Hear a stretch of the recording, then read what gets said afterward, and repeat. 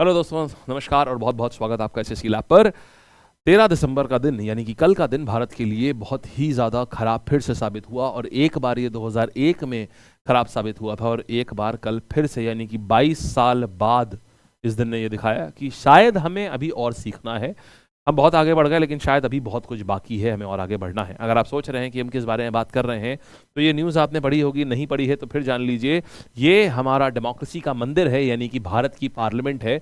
और 13 दिसंबर के दिन यहाँ पर अंदर घुस जाते हैं दो लोग और सभी एमपीज के बीच में, ये आप लोकसभा को देख रहे हैं इस समय। और ये दर्शक दीर्घा ऊपर होती है, दर्शक दीर्घा नीचे जो आप कैमरे में जो आपको टीवी पे दिखाई पड़ता है, लोकसभा टीवी या राज्यसभा टीवी पे, वो आपको पूरा नीचे का दृश्य दिखाई पड़ता है, ऊपर का आप नहीं देख पाते। ऊपर हर मिनिस्ट्री के जो सेक्रेटरी होते हैं यानी कि आईएएस होते हैं, जो हेड्स होते हैं जो मिनिस्ट्रीज के, वो लोग बैठे होते हैं।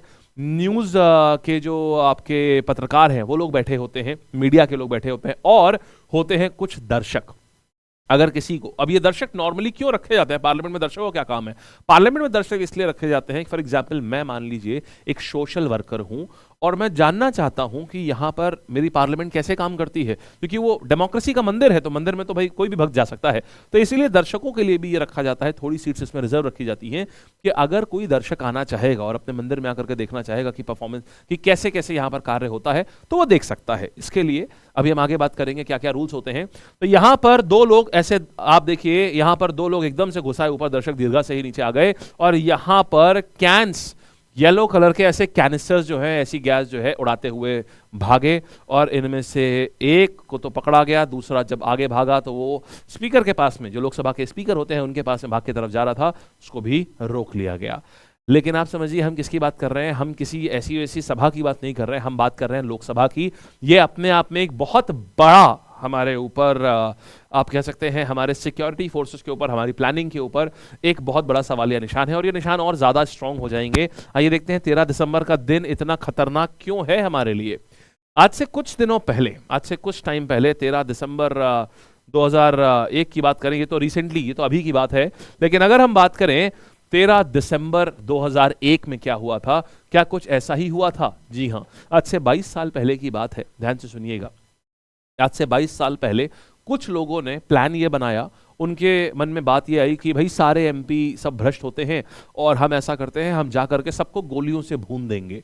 इसके लिए वो एक वाइट एम्बेसडर कार लेते हैं, उसके ऊपर लाल बत्ती बीकन लगवाते हैं, 4 फेक वीआईपी आईडी कार्ड्स बनवाते हैं और उनकी एम्बेसडर, लाल बत्ती लगी एम्बेसडर, वो सीधे आगे जाती है और सिक्योरिटी जैसी डोर देखती, सिक्योरिटी देखती है कि भाई लाल बत्ती लगी है गाड़ी में, वो सीधा दरवाजा खोल देते हैं, सैल्यूट मारते हैं और वो अंदर चले जाते हैं।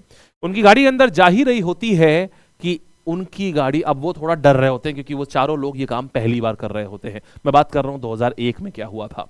13 दिसंबर का दिन क्यों इतना खतरनाक है हमारे लिए, क्यों इतना घातक है। अब यहाँ पर वो लोग अंदर जा ही रहे होते हैं लेकिन अब वो उनके हाथ पैर फूलने लगते हैं क्योंकि ऐसी एक्टिविटी वो इतनी पहली बार देख रहे थे, इतनी सारी पुलिस और फोर्सेस आसपास देखते हैं, वो डर जाते हैं, वो गाड़ी अपनी थोड़ी तेज चलाने लगते हैं।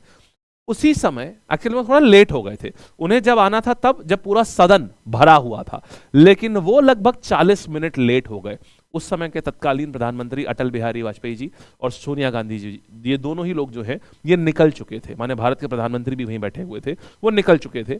और वाइस प्रेसिडेंट ऑफ इंडिया का मोटरकेड, मोटरकेड का मतलब होता है जो सिक्योरिटी में जितनी भी गाड़ियां लगी होती हैं उसको मोटरकेड कहते हैं।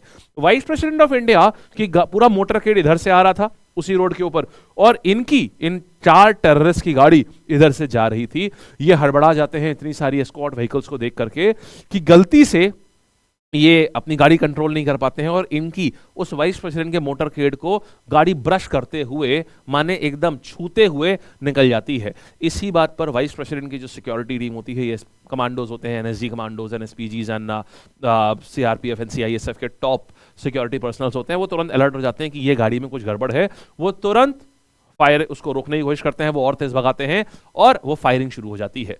चारों के चारों टेररिस्ट को न्यूट्रलाइज कर दिया जाता है। कई लोग थे उसमें, 6 लोग थे कुल मिलाकर के, कई लोगों को मार दिया जाता है। उसके बाद 4 लोग गिरफ्तार कर लिए जाते हैं, जिनमें एक एक करके 3 लोग छूट जाते हैं, कोई सजा काटता है, लेकिन एक को फांसी की सजा सुना दी जाती है। और वो फांसी की सजा किसको सुनाई जाती है? एक कश्मीरी मिलिटेंट को, एक कश्मीर से आया हुआ, दिल्ली में पढ़ने आया हुआ, जिसका सपना था एक लड़के का डॉक्टर बनने का और उसके बाद आईएएस बनने का, वो बना टेररिस्ट। उसका नाम था अफजल गुरु, मोहम्मद अफजल गुरु। जी हाँ, ये वही अफजल गुरु हैं जिनको फांसी की सजा हो गई थी बाद में। तो ये पूरा अटैक जो था ये 13 दिसंबर 2001 को हुआ था। ये हमारे लिए अटैक की बरसी हम मनाते हैं इस दिन, कि हमारा सिक्योरिटी सिस्टम कैसे फेल हुआ।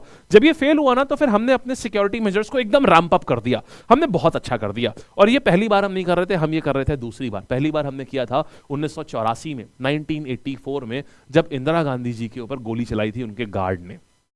तब हमने सिक्योरिटी मेजर्स को बहुत रैंप अप किया था, लेकिन 1984 के बाद भी हमने देखा, रैंप अप करने के बाद भी हम 2001 में फेल हो गए। फिर 2001 में हमने क्या किया, हजारों सीसीटीवी कैमरे, कई सौ सीसीटीवी कैमरे, आरएफआईडी स्कैनर्स, एक इवन स्निफर डॉग्स का पूरा स्क्वाड खड़ा करा गया।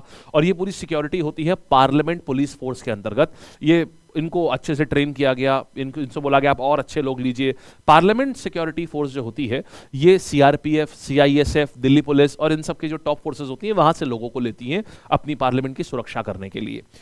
इसके बाद भी ये मामला जो हम यहाँ पर देख रहे हैं ये दोबारा से कल रिपीट हुआ है। ये एक बड़ा अब बात ये है कि ये लोग कौन थे, क्या थे। ये बहुत ही नॉर्मल लोग लग रहे हैं। अगर आप इनका बैकग्राउंड देखेंगे, इनमें से कोई किसी से लिंक नहीं है। एक लखनऊ से है बंदा, कोई गुड़गांव से है, और इनका कोई आपस में लिंक नहीं है। एक ये महिला है, कोई यहाँ इधर आपका नीलम नाम है इनका, ये हरियाणा के हिसार से हैं। ये अनमोल शिंदे महाराष्ट्र से, मनोरंजन डी, सागर शर्मा लखनऊ से। इस बच्चे ने अपने घर पे बोला हुआ है कि मैं रिक्शा चला रहा हूँ दिल्ली में, और आज इनके पेरेंट्स को पता चला है कि ये हमारा बच्चा पार्लियामेंट के अटैक में शामिल था। आज अटैक क्या, जो वहां पर रकस फैलाया गया है उसमें शामिल था। इनके घर वाले शौक हैं। देखिए, ये चारों लोग बिल्कुल ही आपस में अनजान है, कि बिल्कुल ही आपस में अनरिलेटेड दिख रहे हैं। कोई और डिटेल अभी पुलिस ने नहीं डाइवर्ज करी है, लेकिन अब एक शॉकिंग चीज आपके सामने आने वाली है।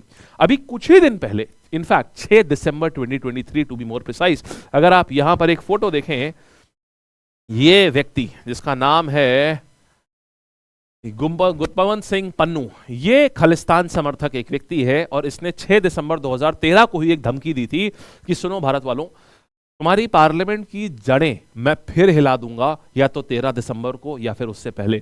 और एग्जैक्टली ऐसा हुआ। ये हम इतना बड़ा चैलेंज हमको दिया गया था, उसके बाद भी हमारी सारी तैयारियां सब धरी की धरी रह गई। और ये हमारा नया पार्लियामेंट हाउस था, यानी कि नए पार्लियामेंट हाउस में जिसकी सिक्योरिटी से लेके सारी चीजों के बारे में हमने बात सुनी थी। तो ये भारत के फेस के ऊपर एक बड़ा प्रश्न चिन्ह लगाता है कि भाई जो एमपीज, जो हमारी जो डिफेंस मिनिस्टर से लेके होम मिनिस्टर तक सभी हमारी हेल्प, हमारी रक्षा करने के लिए वहां बैठे हुए हैं, अगर वो अपनी ही रक्षा नहीं कर पा रहे हैं, वो भी वार्निंग के बाद में, तो फिर कैसे हमारी रक्षा कर पाएंगे। अब आपके मन में सवाल होगा कि ये लोग पहुंच कैसे गए अंदर, क्या हुआ।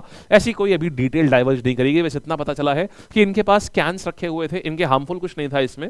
इनके पास कैंस रखे हुए थे जो कि इनके पैरों के अंदर, इन्होंने पैरों के नीचे, इन्होंने अपने तलवे के पास में इन्होंने ऐसा गैस कैंस रखी हुई थी जिससे येलो कलर का एक स्मोक निकल रहा था। ये सिर्फ इस बात से ये दिखा दिया गया है, और ये हमें वार्निंग दे दी गई थी 6 दिसंबर को ही कि ऐसा मैं करूंगा, और इन्होंने, पता नहीं ये इन्होंने करके दिखाया या क्या हुआ। और हो सकता है, बहुत ज्यादा पॉसिबिलिटी ये है कि कुछ समय बाद एक न्यूज आएगी कि इन चारों लोगों को आपस में कोई रिलेशन नहीं था इनका।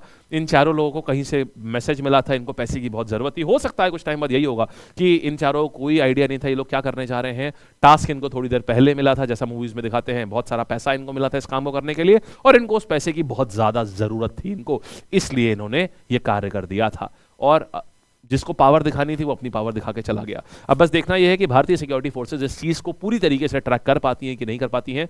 और हाँ, अब बात ये आती है कि भविष्य में ऐसी कभी कोई चीज ना हो, उसके लिए हम ये जानना चाहेंगे आपके क्या विचार हैं। मेरा ये मानना है कि हमें सबसे पहले एक काम ये करना चाहिए, सबसे प्रथम काम जो होना चाहिए वो ये होना चाहिए कि यहां पर जो हम ये देख रहे हैं, देखिए ये दर्शक दीर्घा है, अगर हम यहां पर, ऐसा अक्सर होता है कई बार, पहले भी हो चुका है, ऐसा नहीं पहली बार ये हो रहा है, एक बार पहले भी कोई कूद चुका है यहां से, जब झारखंड बनाया जा रहा था, ये बात है सन कि जब झारखंड का निर्माण के लिए लोकसभा में बात चल रही थी कि हम बिहार का विभाजन करके झारखंड बना देंगे, तो एक व्यक्ति ने इसको अपोज करने के लिए दर्शक दीर्घा से नीचे छलांग लगा दी थी।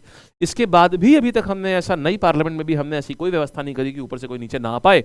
आप देखिए कितना पास है, यहां से आराम से जंप मार के आया जा सकता है। यहां कायदे से ग्लास लगाना चाहिए, पूरा यहां ग्लास ऊपर तक रखना चाहिए ताकि कोई भी व्यक्ति दर्शक दीर्घा से किसी भी एमपी के पास तक ना आने पाए किसी भी कारण से, because MPs are honourable members of the parliament और वो बहुत सारे लोगों को रिप्रेजेंट कर रहे हैं, तो उनकी सिक्योरिटी की जिम्मेदारी बहुत ही हाई लेवल पे लेनी चाहिए। तो एक तो ग्लास लगा देना चाहिए यहां पर पूरी तरीके से। उसके बाद में जो उनके पीएज हैं, पर्सनल असिस्टेंट्स हैं जो एमपीज के, उनको बाहर ही रखना चाहिए कि आप अंदर नहीं, आप जितना काम है आप सब बाहर ही करिए। एंट्री एग्जिट अलग होनी चाहिए, एमपीज के लिए बिल्कुल अलग एंट्री होनी चाहिए, अलग एग्जिट होनी चाहिए, बाकी जनता के लिए अलग एंट्री अलग एग्जिट होनी चाहिए।